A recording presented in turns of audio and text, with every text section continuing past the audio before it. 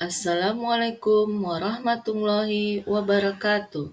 Saya Widyasari dari UPTD SD Negeri 09 Parimburan, Kabupaten Labuan Batu Selatan, JGP Angkatan 11 dari Provinsi Sumatera Utara.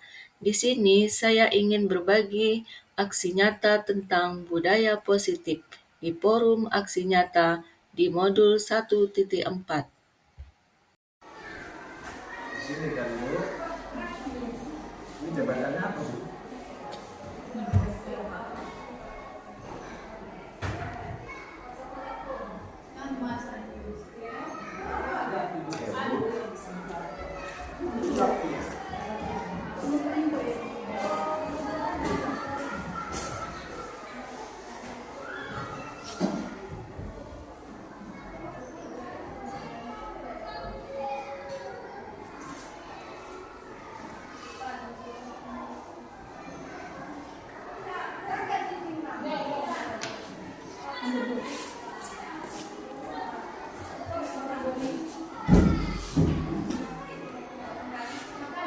Subhanahu wa ta'ala.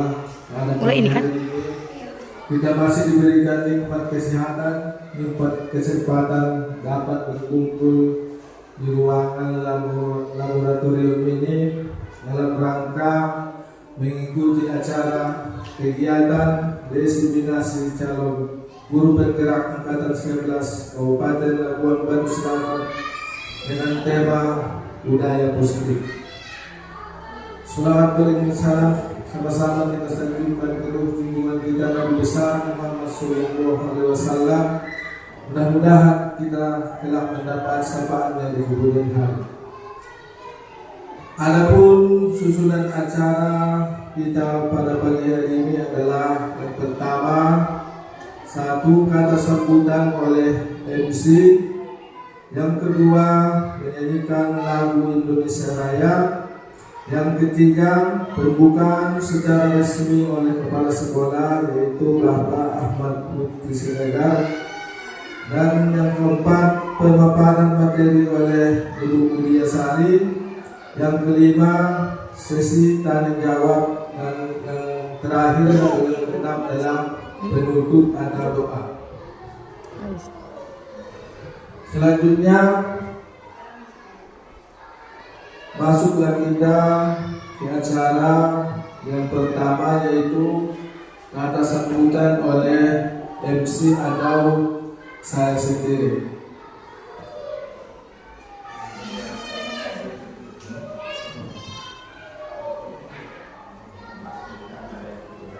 Selanjutnya masuk kita ke acara yang kedua, yaitu menyanyikan lagu Indonesia Raya.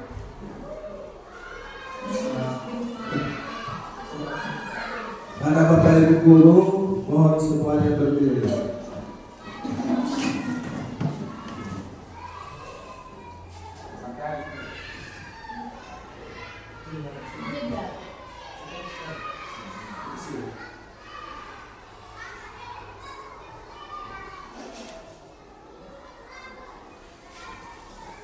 Hiduplah Indonesia Raya.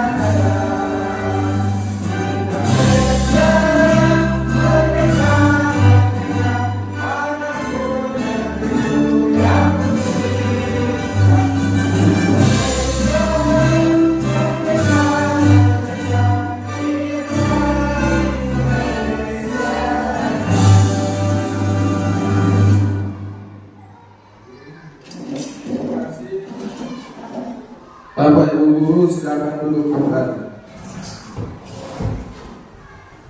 Selanjutnya masuklah kita ke acara yang ketiga, yaitu pembukaan secara resmi oleh Bapak Kepala Sekolah, yaitu Bapak Ahmad Putri Siregar. Assalamualaikum warahmatullahi wabarakatuh. Yang saya hormati Bapak dan Ibu guru yang hadir di UPTD 09 Parimburan ini.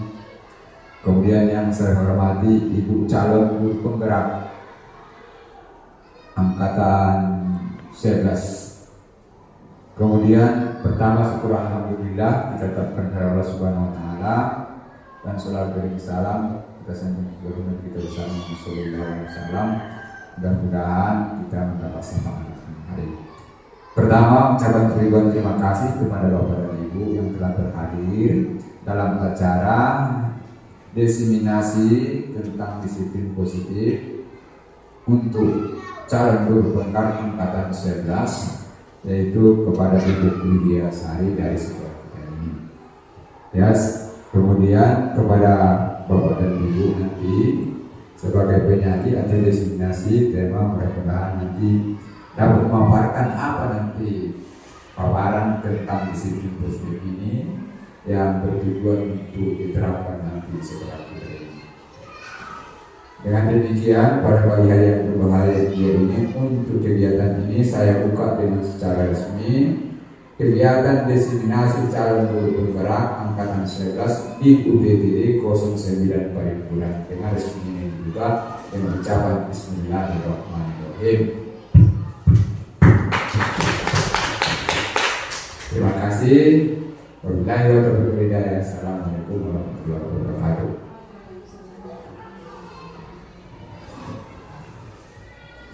Terima kasih kepada Bapak Kepala Sekolah yang telah membuka kegiatan diseminasi calon guru penggerak angkatan 11 Kabupaten Labuan Batu Selatan dengan tema budaya positif. Selanjutnya masuklah kita ke acara yang selanjutnya, yaitu pemaparan materi oleh Ibu Lydia Sari.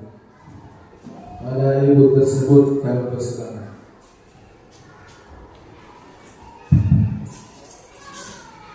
Assalamualaikum warahmatullahi wabarakatuh.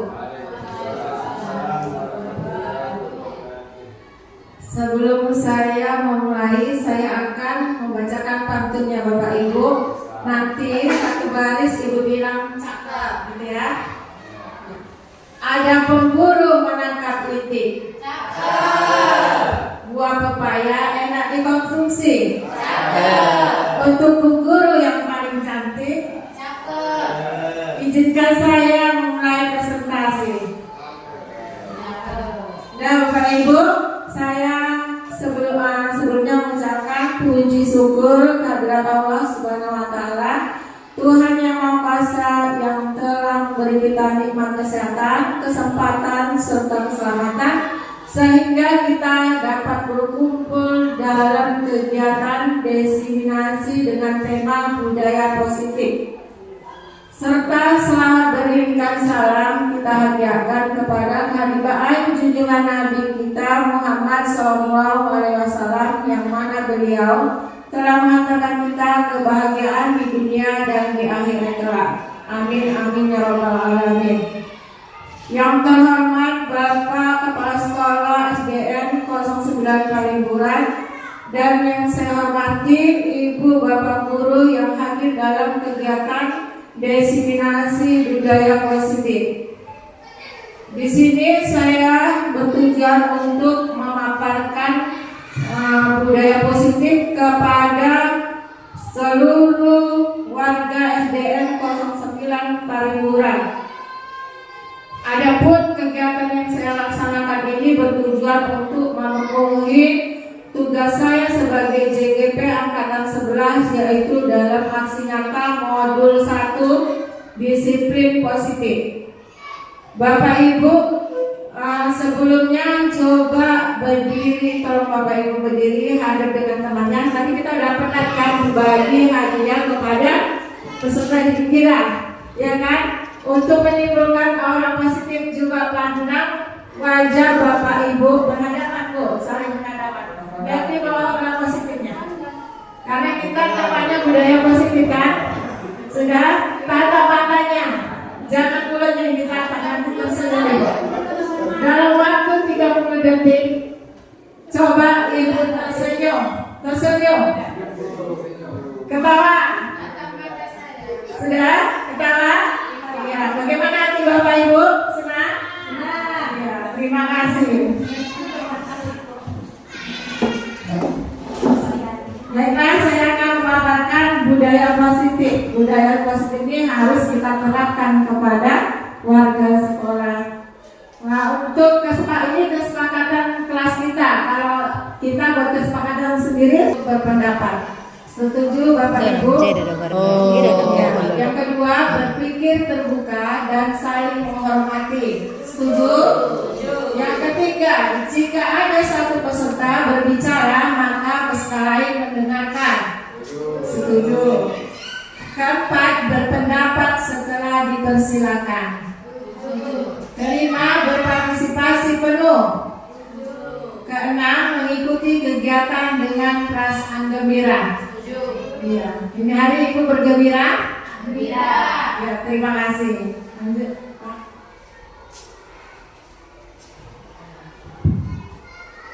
Ini pertanyaan pemantik ya, Bapak Ibu menjawab setuju atau tidak setuju. Ini belum mendapat paparan dari materi. Yang pertama adalah hukuman dapat mendisiplinkan anak. Setuju atau tidak setuju? Tidak. Coba itu namanya setuju. Yang tidak setuju? Ya, lebih banyak yang tidak setuju. Kemudian yang kedua, pemberian hukuman dengan hal positif seperti membaca atau membersihkan halaman sekolah dapat meningkatkan disiplin anak. Setuju atau tidak setuju? Setuju.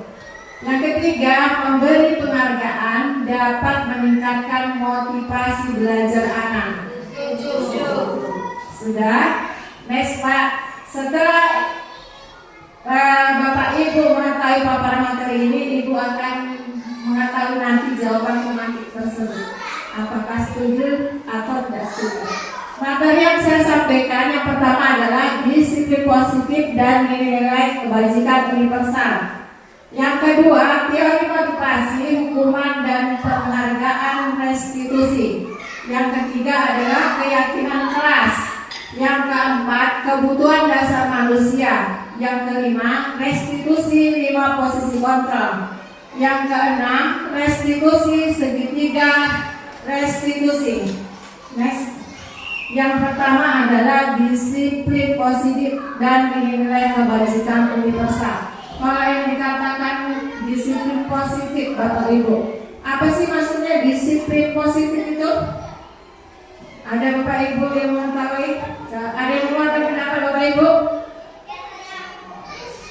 Disiplin positif. Disiplin itu apa? Disiplin positif itu adalah sesuatu atau hal-hal atau kegiatan yang berkaitan dengan nilai-nilai positif atau nilai-nilai kebajikan universal. Ini ada kegiatan perubahan paradigma, yaitu kegiatan kepalan tangan. Ibu dengan kawan sebangku, Bu, tolong pindah biar ada kawannya ya. Ibu cari kawannya.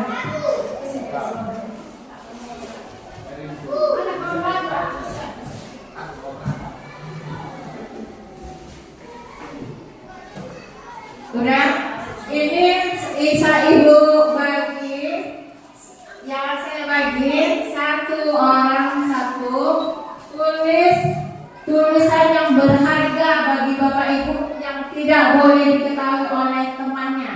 Kemudian temannya berusaha membuka kepalan tangan itu dengan berbagai cara, bisa dengan membujuk, mengancam, menghadik, merayu, menyuap, apa saja yang penting bisa terbuka. Silakan Bapak Ibu, saya bagi tempat sini, tuliskan sesuatu yang berharga.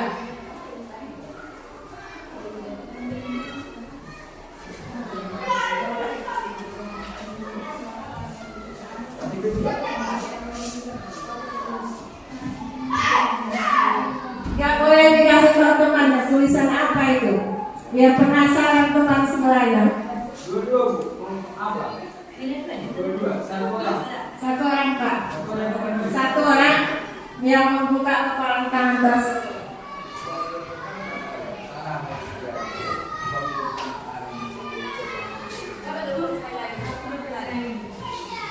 Udah, yang memegang kertas menuliskan sesuatu yang berharga. Sesuatu yang berharga itu dipertahankan supaya teman-teman sebelah tidak mengetahui tulisan apa itu. Ya, biar tidak mengetahui tulisan apa. Tapi teman sebelahnya penasaran, ingin membuka apa sih yang ditulis itu. Berusaha dengan cara mendidik, membujuk, menghardik supaya kalau suatu nggak tahu, nggak dapat merayu pun nggak apa-apa. Bapak Ibu boleh merayunya. Jadi kalau kepala sekolahnya nanti meminta, Kasih aja gitu. kasih aja gitu ya, sekali ya. Iya, tergantung diri sendiri. Ya, iya. Pertahankan. Pertahankan. Pokoknya yang dipertahankan, yang sebelahnya berusaha supaya dibuka. Sudah? 1, 2, 3, mulai.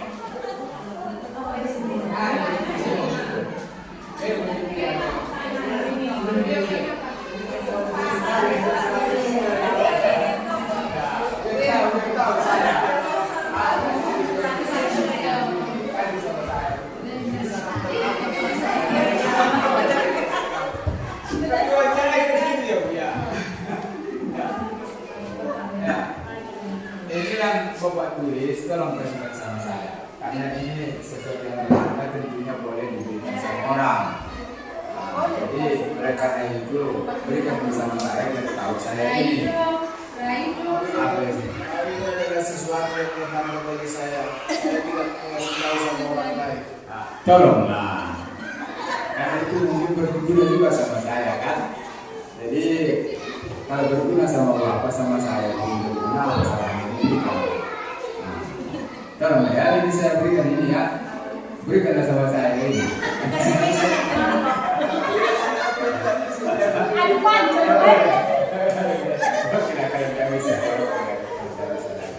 Karena itu merupakan apa itu kalau Bapak berguna sama saya ya saya akan mencerahkan sebetulnya. Ya, kebetulan Bapak Ibu. Ada yang sudah berhasil merayu tempatnya? Tidak ada. Lanjut Pak. Ini pertanyaannya ya. Apakah Anda atau B membuka kepala tangan Anda? Mengapa? Apa alasan Anda B membuka kepala tangan Anda? Yang kedua, apakah Anda atau B menutup kepala tangan Anda? Mengapa? Apa alasan Anda atau B tetap menutup kepala tangan Anda? Yang ketiga, dalam kegiatan ini sesungguhnya siapa yang memegang kendali atau kontrol untuk membuka atau menutup kepala tangan Anda? Pertanyaan ke-1, 2 itu adalah diri kita. Apakah ini kita mau membuka atau menutup? Ya kan, diri kita. Kemudian yang ketiga juga itu adalah kendalinya adalah kontrol diri kita. Apakah membuka atau menutup? Itu tergantung sama diri kita. Begitu juga dengan murid, ya kan? Murid itu mempunyai misalnya kalau dia mau berbuat seperti ini itu tergantung pada diri sendiri ya. Lanjut Pak, next.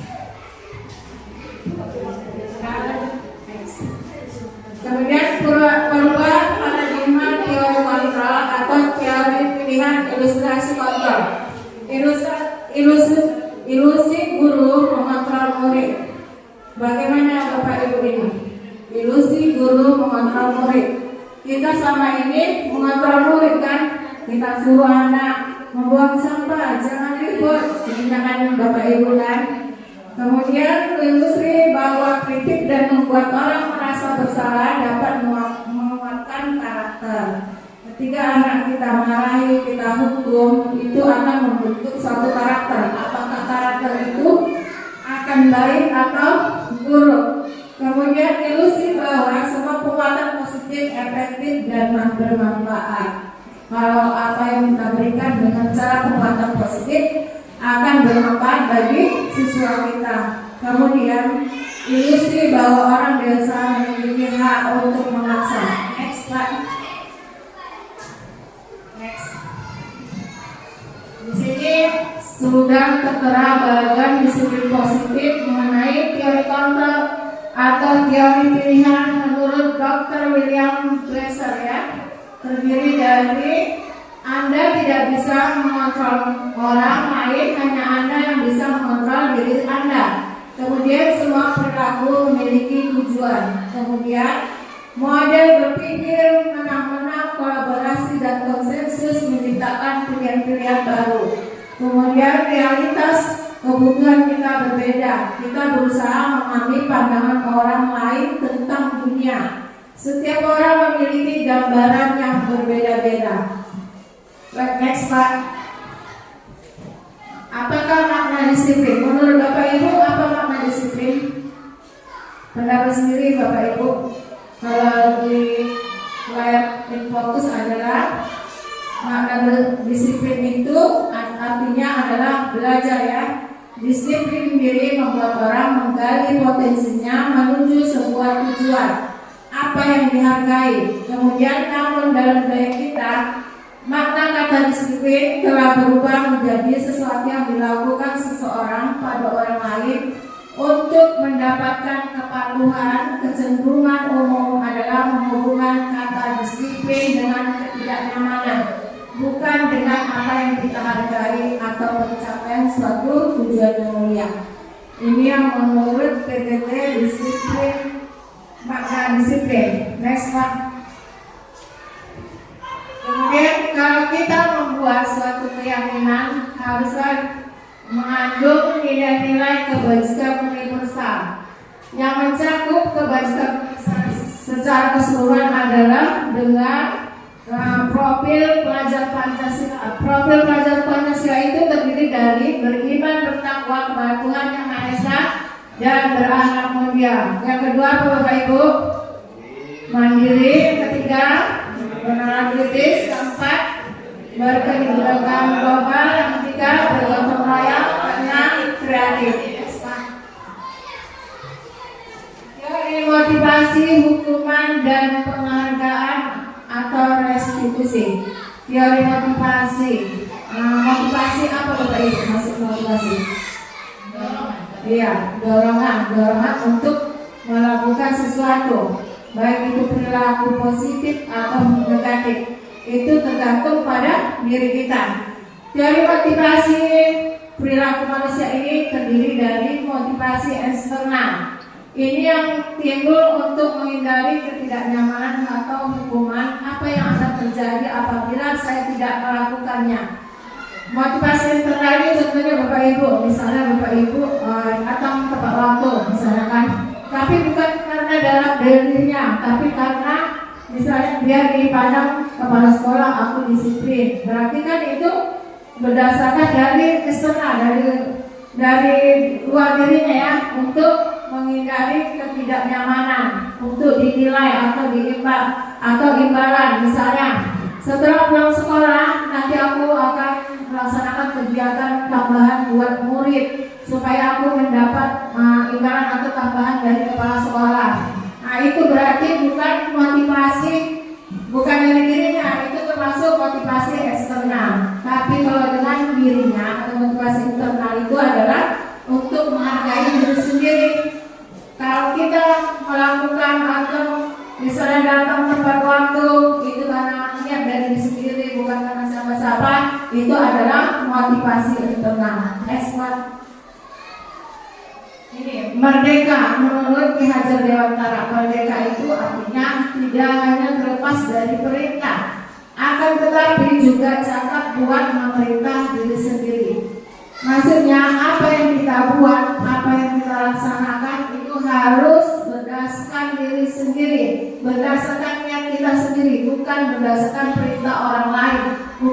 berdasarkan imbalan atau pujian dari orang lain, tapi timbul dari diri kita. Next one. Dihukum oleh penghargaan, bahwa penghargaan berlaku sama dengan hukuman, dalam arti meminta atau membujuk seseorang melakukan sesuatu untuk memenuhi suatu tujuan tertentu dari orang yang meminta atau membujuk, dorongan eksternal, dan akan ada faktor ketergantungan. Beberapa dampak dari pemberian penghargaan menurut Alfrikan 1993. Ini terdiri dari pengaruh jangka pendek dan jangka panjang. Kemudian penghargaan mengukur, penghargaan kurangi ketepatan, penghargaan tidak efektif, dan penghargaan merusak hubungan. Next, Pak. Supaya tidak tegang, mari kita ice breathing. Apa artinya es? Es itu artinya dingin. Kemudian setelah dingin mencair. Break itu artinya pecah, ya kan? Kepala kita yang penat akan mencair. Berdiri Bapak Ibu. Minta tolong berdiri. Ya. Kemudian tangan satu, yang satu. Ya. Ibu, saya akan bercerita, ya. Ketika saya sebut nama Eli, tangkap jari telunjuk tangannya. Ketika saya menyebutkan Eli, ya Eli, ya. Ada depan. Siapa yang menang? Eli, ya Eli. Setiap saya mengucapkan nama Eli, tangkap jari telunjuk tangannya. Nah, dengar Bapak Ibu, di suatu desa hiduplah suatu keluarga yang sederhana. Kemudian keluarga itu memiliki anak kembar 4. Yang pertama bernama Ella, kedua Eli. Ayo, sana menang.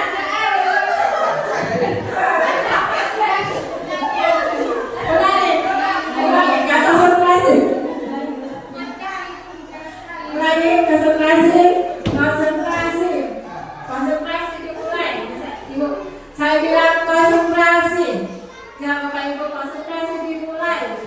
Konsentrasi. Ya. Pada suatu hari di sebuah desa ada hidup suatu keluarga yang mempunyai anak kembar. Ya. Anak kembar itu bernama Ella, Eli. Coba tepuk tangannya sampai menang.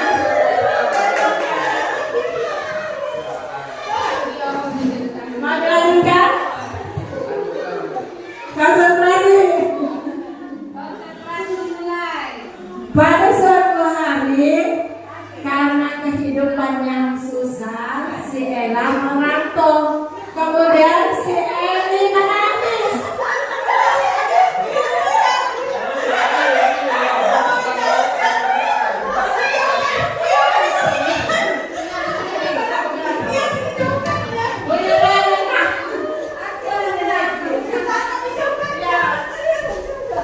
Terima kasih Bapak Ibu hebat.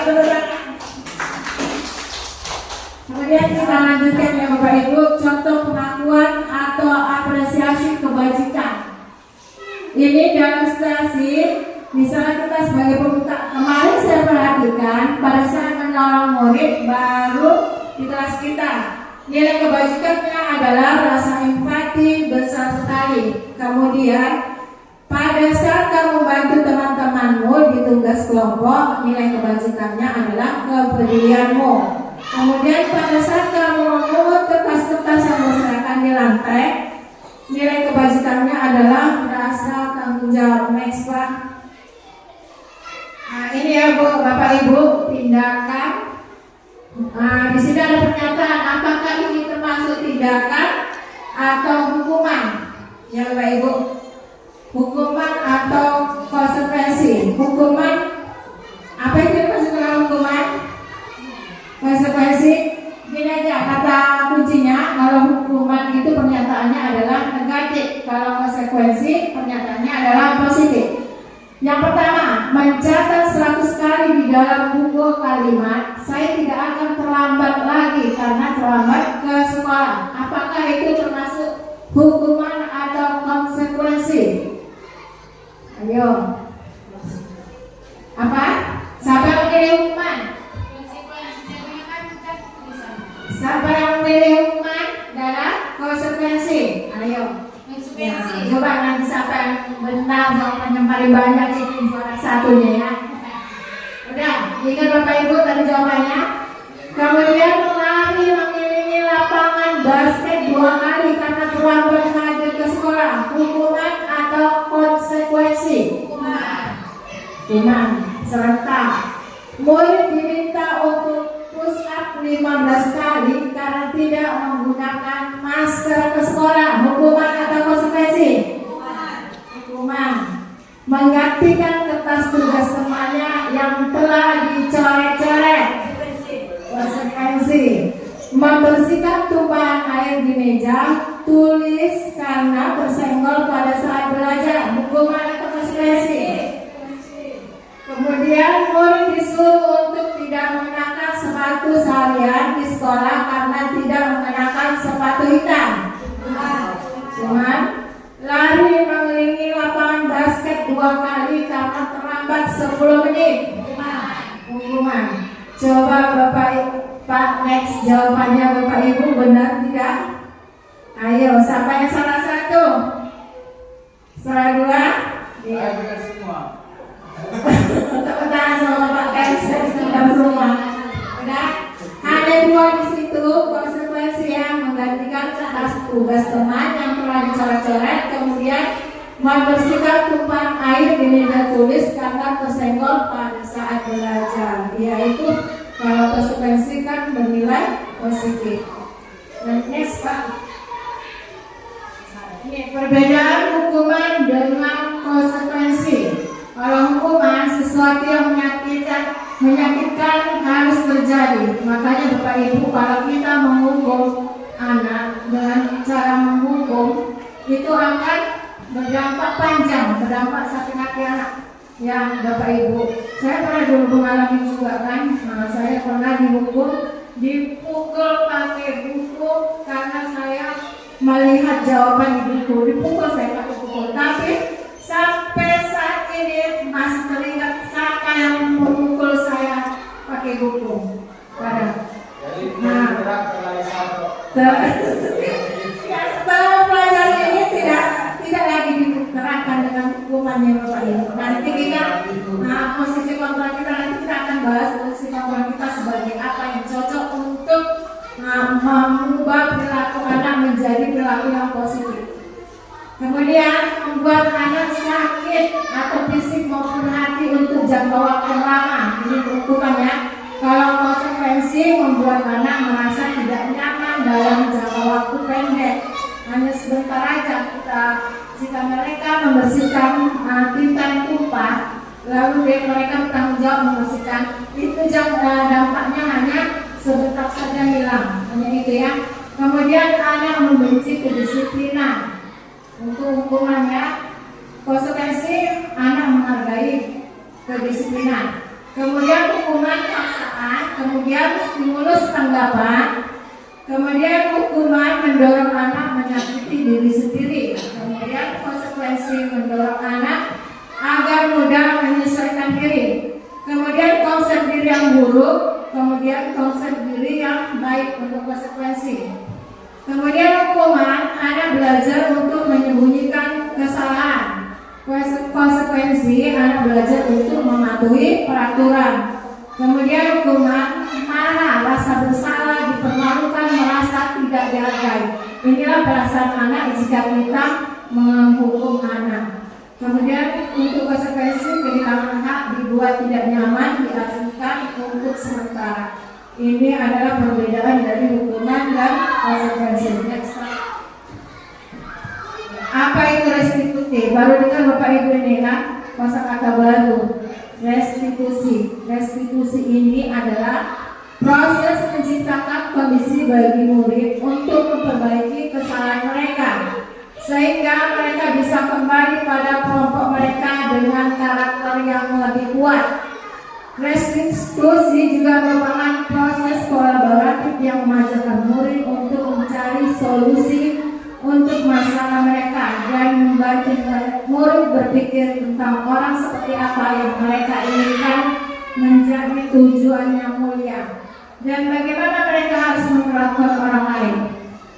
Kita menyelesaikan masalah anak itu dengan cara restitusi yang lebih bagus. Nanti kita paparkan lagi. Next Pak. Ini ya, identitas gagal itu termasuk hukuman. Kalau kita memberi hukuman kepada siswa kita merasa gagal. Tapi dengan restitusi, yang gagal itu menjadi istilahnya hatinya menjadi berhasil ya Pak Ibu ya. Kemudian di sini adalah yang termasuk identitas gagal itu hukuman, identitas itu tercipta disiplin, konsekuensi dan restitusi. Kalau kita mengatasi masalah anak yang berperilaku negatif, kita harus menggunakan restitusi. Inilah perbedaannya Bapak Ibu. Nanti bisa saya minta di grup ya Bapak Ibu. Next. Ciri-ciri restitusi yang pertama adalah menembus kesalahan namun untuk belajar dari kesalahan. Misalnya kalau ada siswa yang salah, kita panggil diskusi kan. Misalnya ada siswa ini pelajaran agama ya Bapak Ibu, misalnya dia tidak mengerjakan PR, kita panggil anak tersebut yang tidak mengerjakan PR, kita tanya apa masalahnya tidak mengerjakan PR, kemudian kita tanya tindakannya, kenapa nggak mengerjakan PR? Mungkin karena sesuatu materi yang sulit atau tidak ada perhatian dari orang tua ya kan Bapak Ibu. Kemudian kita tanyakan dengan keyakinan kelas apa yang sudah kita perbuat, apakah yang anak tersebut tidak mengerjakan tugas, keyakinan apa yang dilanggar, kemudian bagaimana memperbaiki. Inilah dengan cara restitusi. Next Pak. Keyakinan kelas, Bapak Ibu sudah membuat keyakinan kelas masing-masing kelasnya, tentunya sudah kan? Ya, bagaimana cara Bapak Ibu membuat keyakinan kelas? Dengan apakah Bapak Ibu membuat sendiri, kemudian kita ditempelkan langsung di dinding kelas? Ya Bapak Ibu? Ya, bagus, bersama siswa. Ya, siswa yang membuat kesepakatan kelas, ya kan? Kalau sudah membuat peraturan atau kesepakatan kelas, tentunya siswa itu tidak akan melanggar. Kenapa? Karena sudah mereka yang membuat kesepakatan, mereka yang membuat, itulah nanti menjadi keyakinan kelas ya. Lebih baik dengan keyakinan kelas. Kalau membuat keyakinan kelas itu harus dengan nilai-nilai kebajikan ya Bapak Ibu. Jangan dengan kalimat positif. Misalnya kalimat positif negatif itu dengan menggunakan kata tidak atau dilarang. Nah, itu menggunakan kalimat negatif. Misalnya tidak boleh membuang sampah sembarangan. Yang diingat mereka adalah membuang sampah sembarangan. Kata negatif tidak itu tidak diingatnya. Kata negas yang diingatnya membuang sampah sembarangan. Sebaiknya buat dengan nilai kebajikan atau keyakinan, jagalah kebersihan lingkungan. Ya Bapak Ibu, misalnya lagi jangan lari di kelas atau koridor. Nah, itu kan kalau kita lari dengan jarak, jangan yang murid ingat itu adalah berlari. Sebaiknya dengan kata positif, berjalanlah di kelas atau koridor. Ini mengapa tidak peraturan saja? Mengapa harus keyakinan kelas? Mengapa kita memiliki peraturan harus menggunakan helm bila mengendarai kendaraan roda 2? Kenapa Bapak Ibu? Apa nilai kebajikan yang ada di sini? Yaitu keselamatan. Kemudian yang kedua, mengapa kita memiliki peraturan 3M, menggunakan masker, mencuci tangan, dan menjaga jarak 1,5 meter.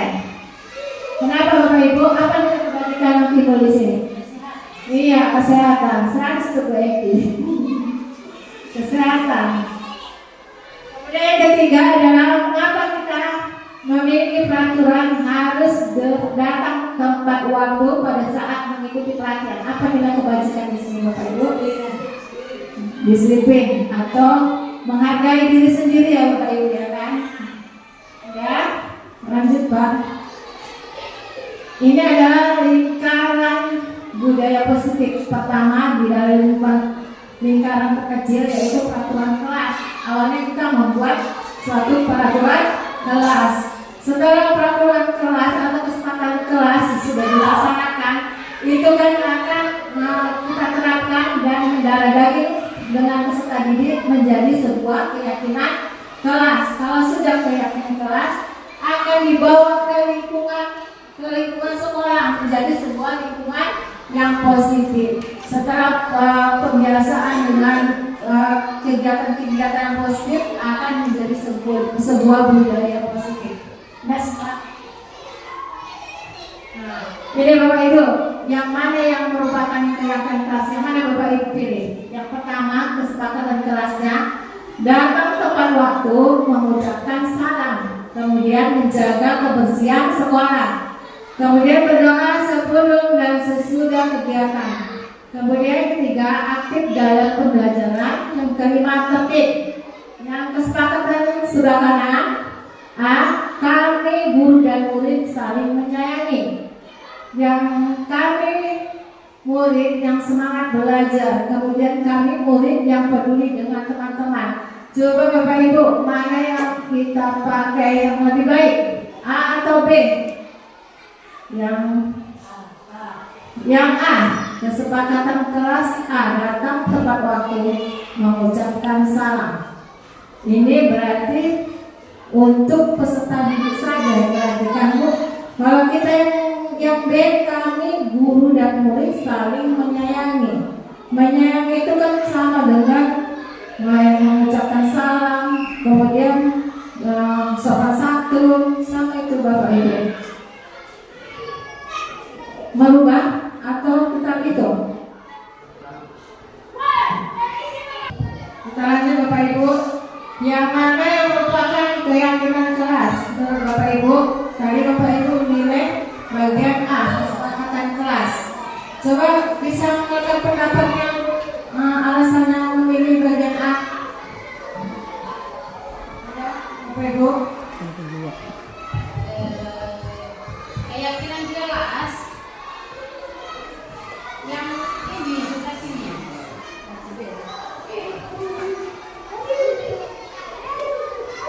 Tadi kan disiplin positifnya kan, kalau dia kesepakatan keyakinan kelas itu tidak ada mengandung disiplin negatif, contohnya tidak boleh jangan gitu kan. Tapi di situ semuanya sama-sama, tidak ada di situ kata yang negatif. Tapi kalau yang bagian A, di situ yang melaksanakan siswa saja, tidak ada untuk guru. Yang sebelah itu guru dan siswa dan murid-murid. Berarti di dalam kelas itu kan adanya murid-murid sama guru. Berarti kalau kesepakatan itu harus disepakati semuanya. Sedangkan membuat kesepakatan kelas itu kan guru dengan murid-murid. Jadi yang cocok itu kesepakatan kelas itu yang bagian B, yang ini untuk keyakinan kelas.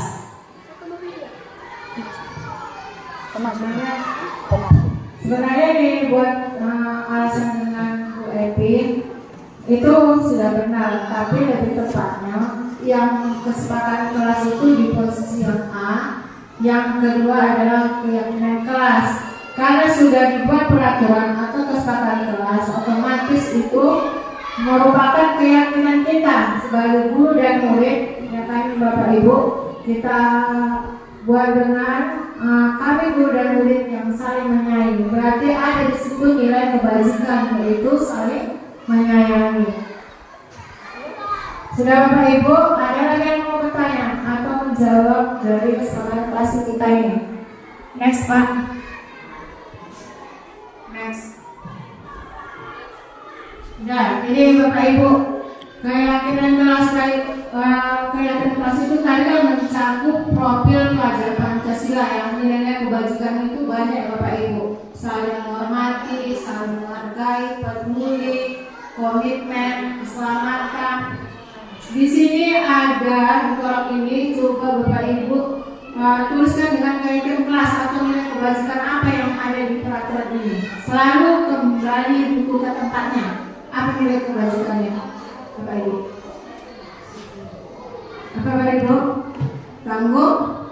Tanggung jawab. Kemudian dilarang mengganggu orang lain. Nyaman. Tertib, bisa tertib. Kemudian hadir sekolah 15 menit sebelum pembelajaran dimulai. Disiplin atau menghargai diri sendiri. Kemudian dilarang melakukan kekerasan. Apa yang kebajikan Ibu? Dilarang melakukan kekerasan. Apa Bapak Ibu? Iya, keselamatan. Kemudian dilarang menggunakan narkoba. Kesehatan, ya, kesehatan, keselamatan juga. Bergantian atau menunggu giliran. Disiplin. Gunakan masker. Apa yang kebajikannya adalah kesehatan. Jangan berlari di kelas atau koridor. Keselamatan, ya, pintas Bapak Ibu. Kita lanjut Pak. Ya, kebutuhan dasar manusia dunia berkualitas. Kebutuhan dasar, Bapak Ibu punya kebutuhan dasar? Iya, semua punya, ya. Kebutuhan kasih sayang, Bu Eti sebagai kebutuhannya apa? Misalnya diperhatikan oleh suaminya, kemudian kasih sayang, apalagi ya Bapak Ibu? Mendapat perhatian, ya. Udah, kebutuhan dasar manusia ini terdiri dari 5 ya. Nah, kita siswa kita kenapa melakukan hal-hal yang negatif, perilaku yang negatif? Karena tidak terpenuhinya kebutuhan dasar mereka. Kebutuhan dasar mereka itu terdiri dari bertahan hidup, kemudian kasih sayang, penguasaan, kebebasan, dan kesenangan. Yang paling utama adalah kebutuhan apa Bapak Ibu? Kasih sayang. Yang paling pertama yang harus kita penuhi yaitu bertahan hidup.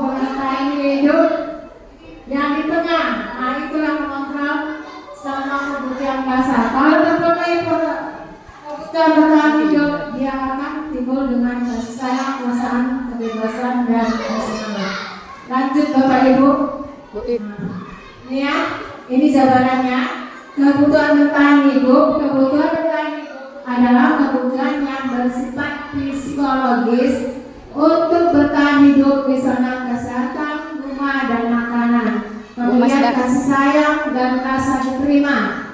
Kebutuhan ini, 3 kebutuhan berikutnya adalah kebutuhan psikologis. Kebutuhan untuk disayangi, diterima, meliputi kebutuhan akan hubungan dan koneksi sosial, kebutuhan untuk memberi, menerima kasih sayang, dan kebutuhan untuk merasa menjadi bagian dari suatu kelompok. Kemudian penguasaan. Kebutuhan ini berhubungan dengan kekuatan mencapai sesuatu. Kemudian keempat, kebebasan. Kebutuhannya bebas adalah kebutuhan akan kemandirian, otonomi, memiliki pilihan dan mampu. Kemudian kesenangan. Kebutuhan akan kesenangan adalah kebutuhan untuk mencari kesenangan, bermain, tertawa. Bayangkan hidup tanpa kenikmatan apapun betapa menyenangkan. Bapak Ibu di dalam kelas kan anak-anak kita berperilaku, ya kan, berperilaku yang positif, ada yang negatif. Perilaku yang negatif ini kemungkinan ada kebutuhan dasar yang tidak tidak terpenuhi, misalnya murid di dalam kelas tidur, nah, berarti kebutuhan dasar apa yang tidak terpenuhi? Kebutuhan dasar apa Ibu? Kebebasan, ya, karena dia bosan dengan yang kita berikan pembelajaran dengan cara itu aja. Maunya kita sebagai guru harus memberi pembelajaran yang bervariasi biar anak tidak bosan. Ya Bapak Ibu, lanjut next. Di sini ada sebuah kasus Ibu Ambar, guru wali kelas 2A di SD Pelita. Sedang bingung menghadapi ulah salah satu murid di kelasnya. Udah beberapa anak di kelas 2A telah datang pada Bu Ambar dan mengeluh Doni. Dia bukan, menurut Anda kira-kira apa alasan Doni melakukan itu? Siapa yang melakukan pendapat Bapak Ibu?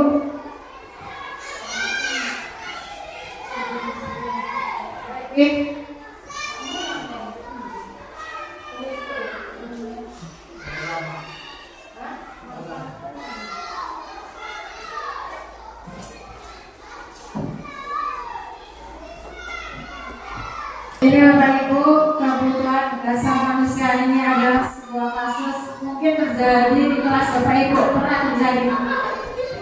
Ibu Ambar, waktu kelas 2A di SD Pelita, sedang menghadapi ulah salah satu murid di kelasnya, Doni. Beberapa anak di kelas 2A telah datang pada Bu Ambar dan mengeluhkan Doni yang sering meminta bakal makan siang mereka dengan paksa. Jika Anda menghadapi situasi seperti Ibu Ambar, apa yang Anda lakukan? Menurut Anda kira-kira apa alasan Doni melakukan itu? Ini kasusnya tidak ada salah satu tak terpenuhi kebutuhan dasar si Doni kan? Bisa kemungkinan kasih sayang kurang, bisa kemungkinan kebebasan kurang, kemudian bertahan hidup juga kurang. Coba Bapak Ibu bisa memberi alasannya.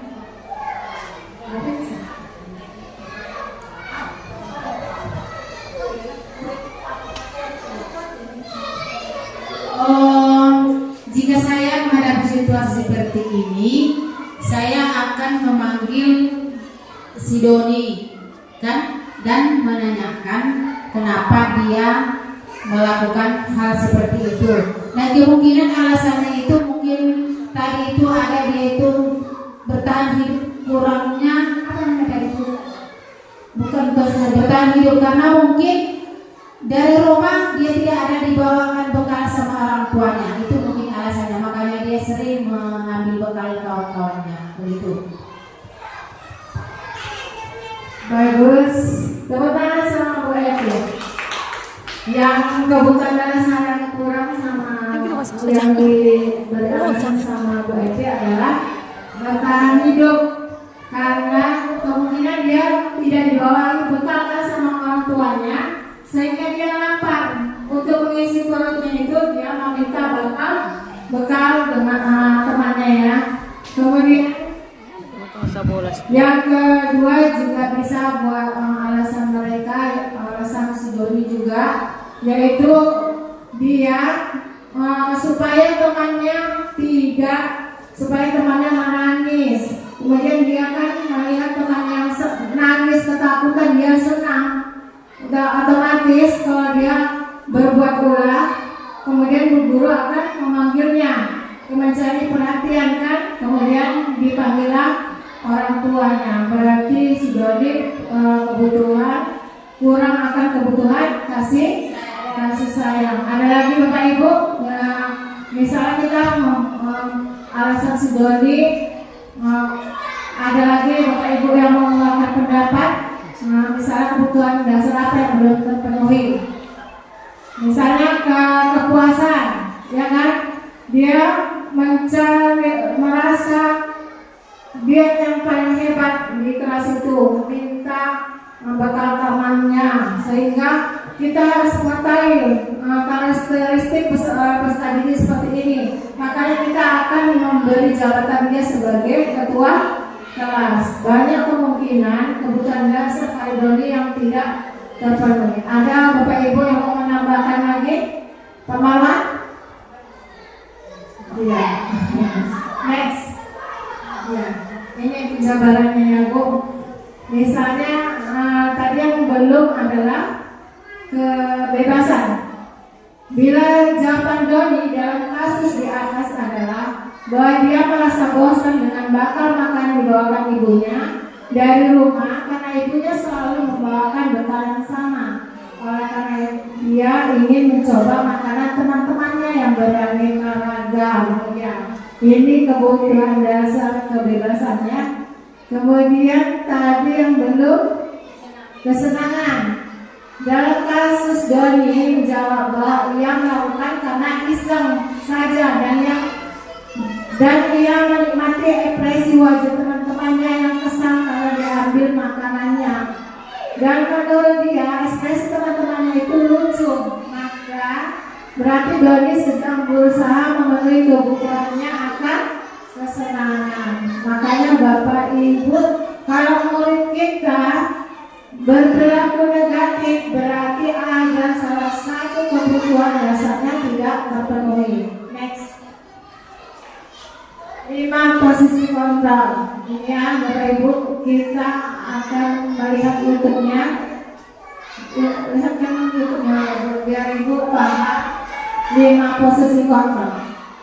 5 posisi kontrol itu yaitu 1 penghukum, 2 pembuat merasa bersalah, ketiga sebagai teman, dan keempat sebagai pemantau, kelima sebagai manajer.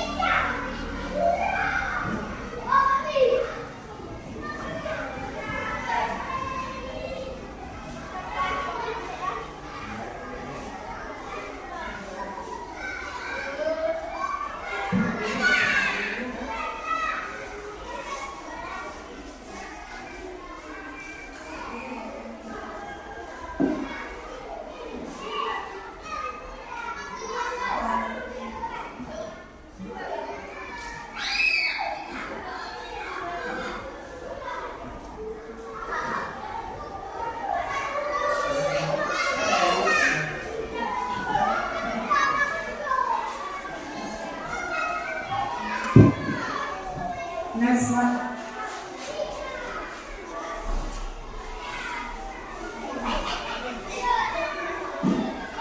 Dan ini 5 posisi kontrol yang harus dimiliki sebagai guru ya. Yang pertama yang termasuk identitas gagal yaitu posisi kontrol penghukum dan perbuat rasa bersalah. Yang pertama kalau kita menghukum mesti kita menghakimi, menunjuk, menyakiti, menyindir ya kan. Kemudian apa yang kata guru sering kita bilang, kalau kamu tidak melakukan harus yang rasakan, misalnya ibu hukum di tiang bendera, ya kan? Itu sebagai penghukum. Kemudian hasilnya bagaimana? Murid itu memberontak, menyalahkan orang lain, sering berbohong. Kaitan dengan dunia berkualitas, murid meletakkan guru di luar dunia berkualitas. Murid berkata, biarkan saja, nanti juga kemana-mana lagi. Makanya murid kita akan berulang-ulang kali membuat kesalahan. Kalau kita dalam posisi kontrol penghukum, ya. Kemudian membuat merasa bersalah. Berceramah, ini guru pendekatannya dengan cara berceramah dan mengatakan seharusnya ibu kecewa kamu telah melakukan itu, katanya kan. Jadi murid merasa bersalah. Kemudian misalnya contoh perkataan guru, kamu seharusnya kamu sudah tahu ibu lelah sekali mengatakan ibu stres ya.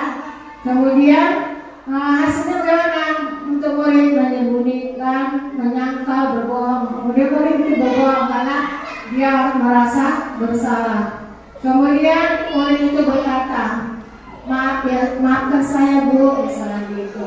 Dampaknya bagi murid merasa rendah diri. Ini termasuk identitas gagal. Kemudian identitas berhasil atau sukses, sebagai kita posisikan kita sebagai teman, membuatkan alasan-alasan untuk murid. Jika murid membuat kesalahan, kita ajak murid itu seperti teman, misalnya dengan berkata, ayolah lakukan dengan ibu. Kemudian, masa kamu tidak mau? Ingat tidak ibu pernah bantu, tanyakan. Kemudian hasilnya murid itu tergantungan. Misalnya dalam kelas, karena murid kita sudah tergantung dengan guru kelasnya, wali kelasnya. Ketika guru kelasnya tidak datang, digantikan dengan guru lain, murid itu tidak percaya. Kadang apa yang dilaksanakan murid itu tidak open. Inilah karena kita memposisikan murid tersebut sebagai teman dari ketergantungan. Murid itu menganggap kita yang paling hebat. Kemudian murid berkata, saya pikir Bapak Ibu teman saya, ternyata begitu. Dampaknya bagi murid lemah, tidak mandiri, bergantung. Kemudian sebagai pemantau, yaitu menghitung dan mengukur. Misalnya kita tanyakan, apa kesalahan hari ini? Ini berhubungan dengan checklist. Mengapa kau berbuat seperti itu? Misalnya gitu. Apa peraturan yang kita buat? Misalnya kan. Kemudian hasilnya menyesuaikan diri bila diawasi. Kemudian dampak bagi murid menitik beratkan pada sanksi atau hadiah untuk dirinya. Kemudian posisi yang terakhir yaitu sebagai manajer, yaitu ini adalah posisi yang menghargai diri sendiri. Misalnya guru berkata mengajukan pertanyaan-pertanyaan, kita ajak murid itu berdiskusi menyelesaikan masalah mereka. Kemudian guru berkata, apa yang kita yakini, apa yang bisa kau kerjakan untuk memperbaiki masalah ini. Kemudian hasilnya menguatkan diri. Kemudian dampak pada murid mengevaluasi diri berbicara memperbaiki diri. Posisi manajer inilah yang bagus yang kita laksanakan. Murid akan bertanggung jawab, mandiri dan dapat menyelesaikan masalah. Selama ini Bapak Ibu mengajar dari 5 posisi kontranya mana yang Bapak Ibu pakai. Sekarang saya membagikan kertas ini dan ditempel di depan. Tulis sebagai yang mana yang Bapak Ibu.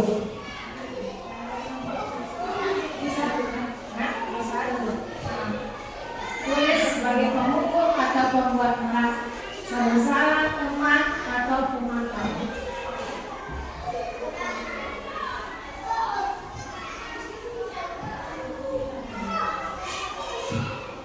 Saya tidak itu menurut saya.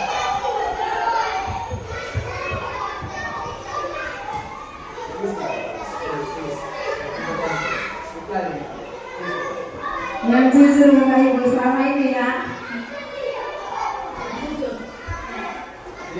Itu lebih saya menurut saya atau memantau di saya. Enggak.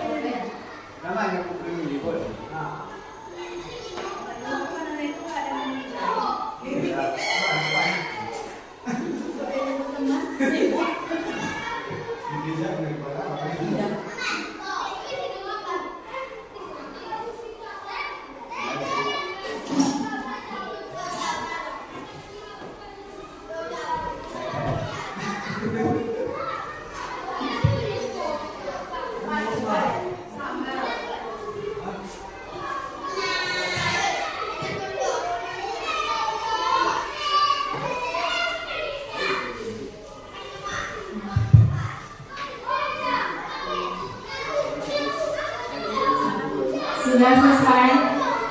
Nah, inilah posisi kontrol yang selama ini Bapak Ibu laksanakan di kelas. Yang pertama penghukum, pemantau, manajer, 3 digolongnya. Yang kedua penghukum, yang ketiga penghukum, keempat teman, dan yang kelima teman. Tidak ada yang memilih posisi kontrol manajer. Untuk Bapak Ibu, sekarang kita merubah kita menghukum anak itu harus dengan posisi manajer.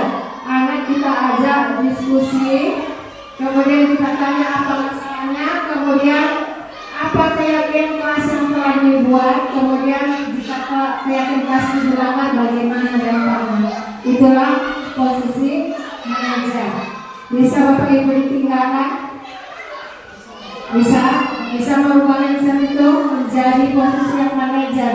Ya, kita membentuk peserta didik kita untuk berperilaku, membentuk karakter yang lebih positif lagi ya Bapak Ibu. Lanjut next.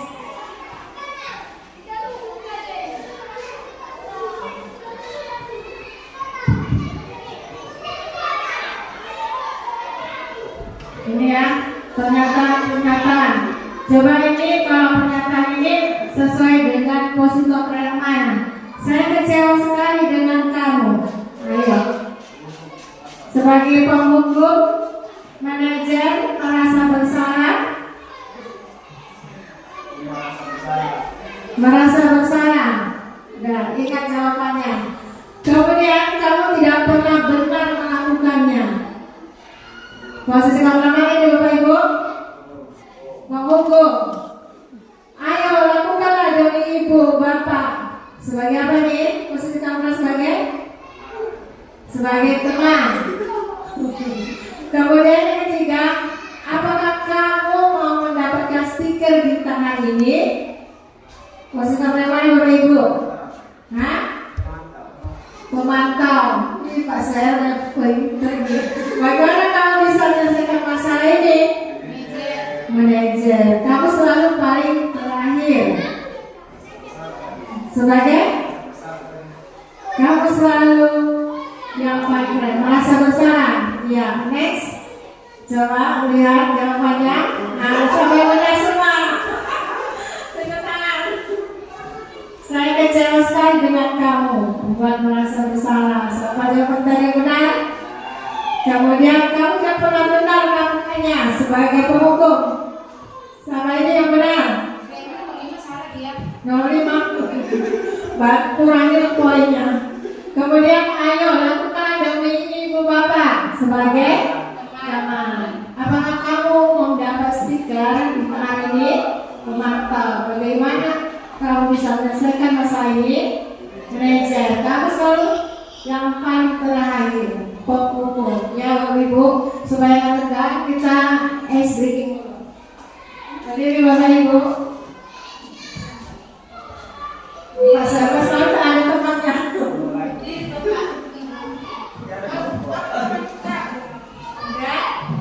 Coba telapak tangannya begini. Jika Ibu sebutkan, jika saya sebutkan cerdas, cerdik, cerdas, cerdik. Siapa yang menjadi cerdas?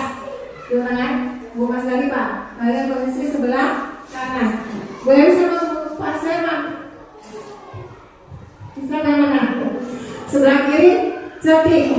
Jika saya menyebutkan cerdas, pukul telapak tangan temannya ya. Berarti dia poinnya 1. Tapi kalau temannya menghindari, poinnya sampai temannya ya. Pak Bapak Ibu. Cerdas, cerdik, cerdas, cerdik, cerdik.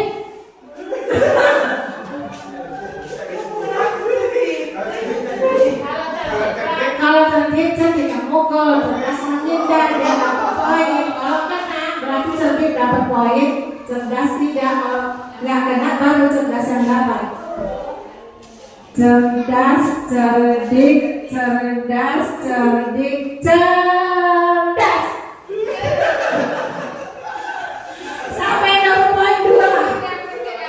Sampai dapat poin 2. Belum ada.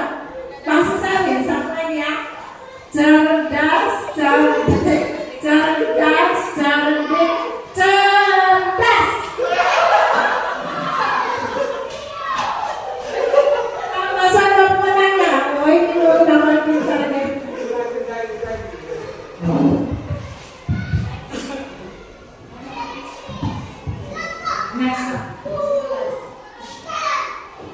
Nah, ini segitiga restitusi inilah yang paling ampuh untuk mengatasi masalah peserta didik kita ya. Ini yang pertama adalah menstabilkan identitas, kedua validasi kebutuhan, ketiga menanyakan keyakinan.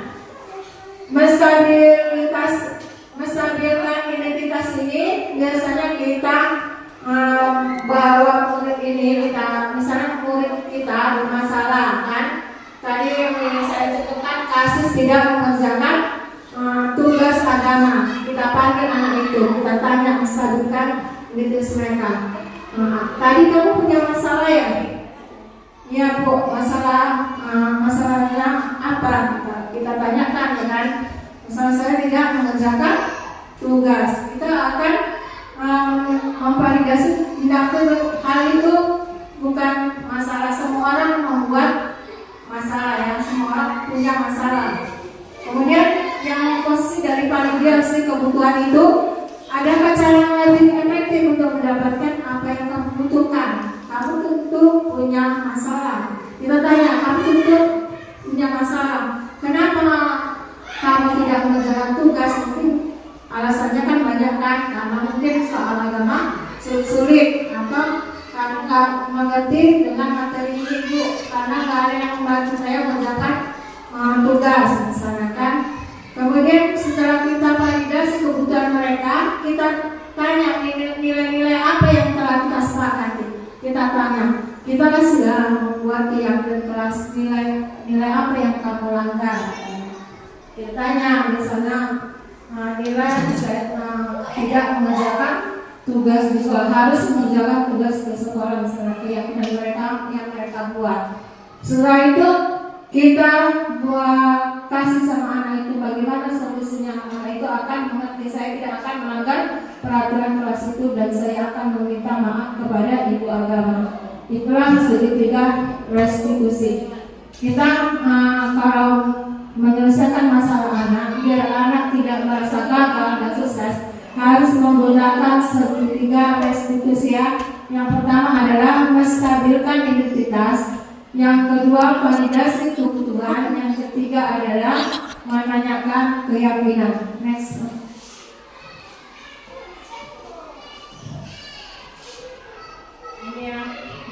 Ini menstabilkan identitas ini untuk membuat anak merasa gagal karena berbuat salah menjadi positif terhadap dirinya.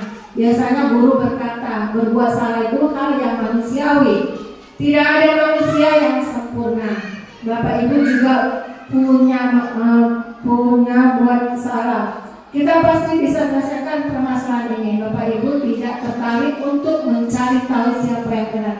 Kalau kita mau menyelesaikan masalah anak kita yang punya masalah, kita harus menstabilkan identitas dengan kata-kata begitu Bapak Ibu, yaitu berbuat salah itu hal yang manusiawi. Biar anak itu tidak merasa dirinya itu sebagai orang yang gagal atau mempunyai masalah. Next Pak. Kemudian validasi kebutuhan, membantu murid mengenal basic kebutuhan dasar yang ingin dipenuhinya. Ketika melakukan kesalahan itu, pada dasarnya setiap tindakan manusia tujuannya adalah memenuhi kebutuhan dasar. Apakah itu pemasangan, kebebasan, kesesuaian dan rasa diterima, kesenangan atau bertanggung. Guru berkata, kamu bisa saja kan melakukan yang lebih buruk, tapi kamu tidak melakukan. Kamu pasti punya alasan mengapa melakukannya. Kalau anak peserta didik kita punya masalah, kita akan memvalidasi kebutuhan dengan pertanyaan-pertanyaan seperti itu. Kamu pasti punya alasan mengapa melakukannya, sehingga anak mau menceritakan apa masalah dia. Next Pak. Kemudian menanyakan keyakinan kelas. Anak melihat kesalahannya dihubungkan dengan norma sosial dan nilai-nilai yang mendasari manusia berinteraksi dengan orang lain. Guru berkata, apa nilai yang kita percaya di kelas? Peraturan apa yang kita buat? Kesepakatan apa yang buat. Nilai besar apa yang telah kita sepakati? Nilai kebajikan apa yang telah kamu sepakati? Kamu ingin jadi anak seperti apa? Apa yang kamu rasakan ketika kamu melakukan itu? Kamu menjadi orang yang seperti apa? Ini yang menandakan keyakinan. Kalau murid kita ada masalah, kita menggunakan segitiga restitusi untuk mengatasinya, supaya murid kita merasa orang yang berhasil atau tidak gagal lagi. Next. Poin-poin atau materi yang saya sampaikan, kita akan merefleksikan hal baru apa yang mengubah paradigma saya, apa yang dapat satu perasaan apa yang muncul selama mengikuti diseminasi ini, khususnya mengenai budaya positif. Ibu, bagaimana perasaannya?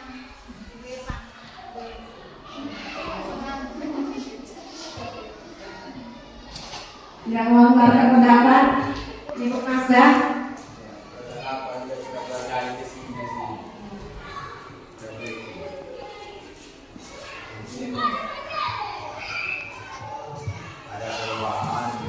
Perasaan yang saya dapatkan setelah mempelajari budaya positif, perasaan saya akan mengaplikasikannya di dalam kelas, diri sendiri dan dalam kelas. Hebat Bapak Ibu. Tepuk tangan untuk Mas Kalita. Kemudian yang kedua, peran abang seperti apakah yang akan saya lakukan setelah mengikuti seminar ini?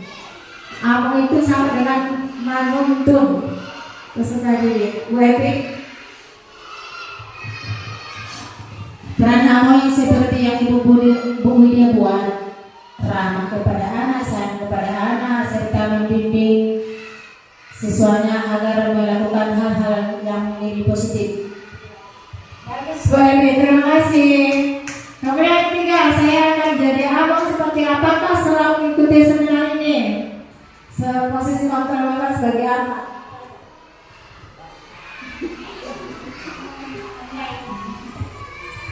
Assalamualaikum warahmatullahi wabarakatuh.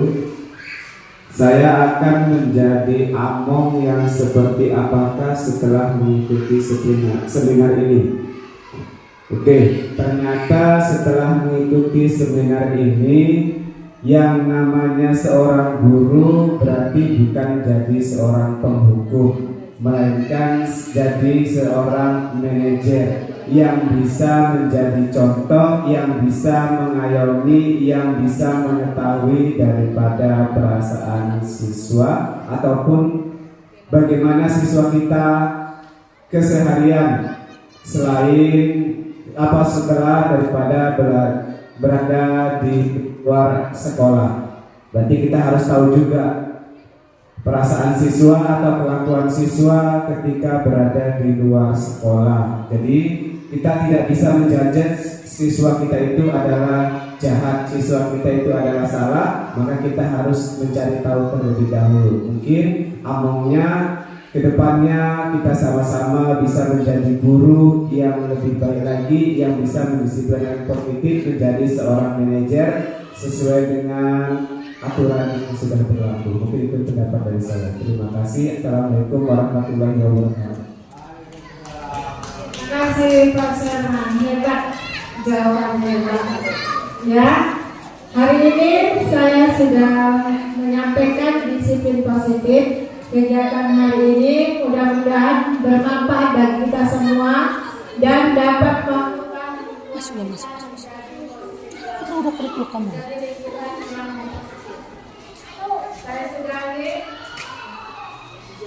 Saya sudahi wabillahi taufiq wal hidayah. Assalamualaikum warahmatullahi wabarakatuh.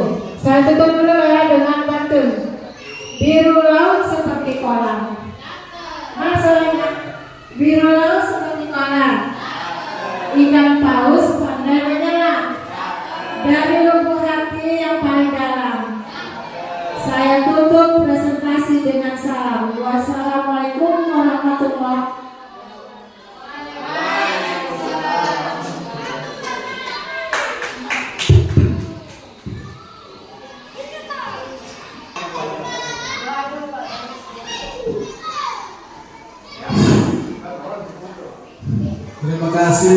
kita ucapkan kepada Ibu Widiasari selaku calon guru penggerak angkatan 11 yang telah memaparkan materinya tentang bagaimana cara menerapkan budaya positif di sekolah. Seterusnya masukkan kita ke acara selanjutnya, yaitu sesi tanya jawab. Pada Bapak Ibu kami persilakan untuk melakukan sesi tanya jawab kepada Ibu tersebut. Terima kasih.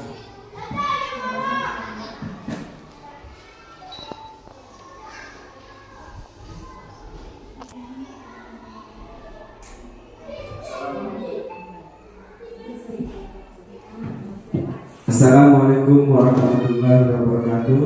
Sebelumnya terima kasih kepada MC yang mempercayakan saya untuk memberikan satu buah pertanyaan. Tadi kita sudah membahas dengan yang namanya keyakinan serta kesepakatan. Yang jadi bahan pikiran saya, apakah ada perbedaan yang namanya keyakinan kelas dengan kesepakatan kelas? Jika ada perbedaan dari segi mananya, mana yang dikatakan keyakinan dan mana yang dikatakan kesepakatan? Jika keyakinan dan kesepakatan itu merupakan persamaan, kira-kira sama-sama di mananya? Mungkin itu pertanyaan dari saya. Saya sudahi dengan ucapan Assalamualaikum warahmatullahi wabarakatuh.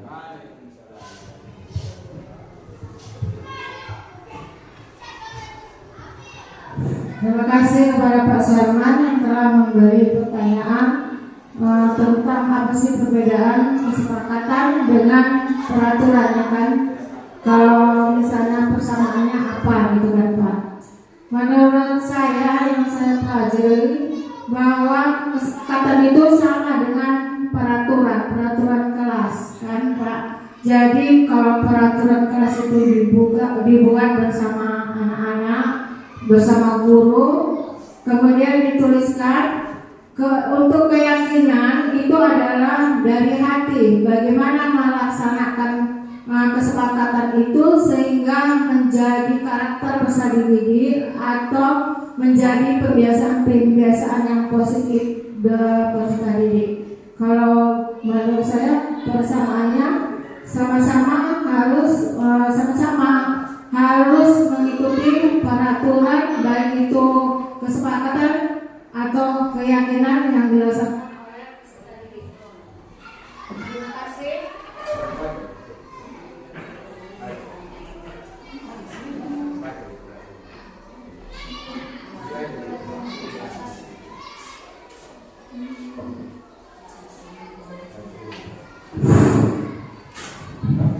Terima kasih kepada Ibu tersebut. Selanjutnya kepada Bapak Ibu guru, masih ada yang ingin memberikan sesi tanya jawab?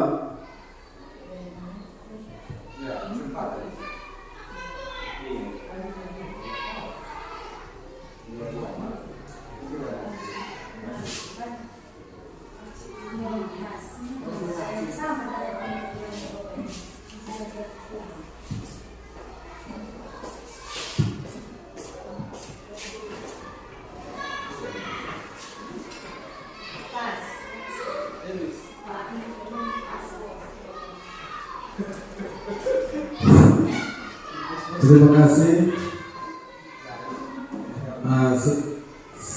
Seterusnya masuklah kita ke acara yang terakhir, yaitu acara penutup atau doa akan disampaikan oleh Bapak Kepala Sekolah. Terima kasih.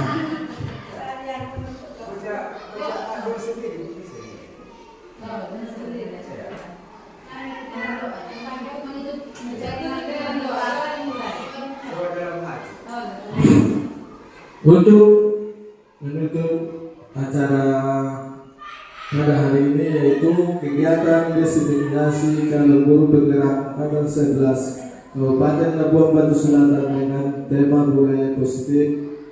Marilah kita berdoa menurut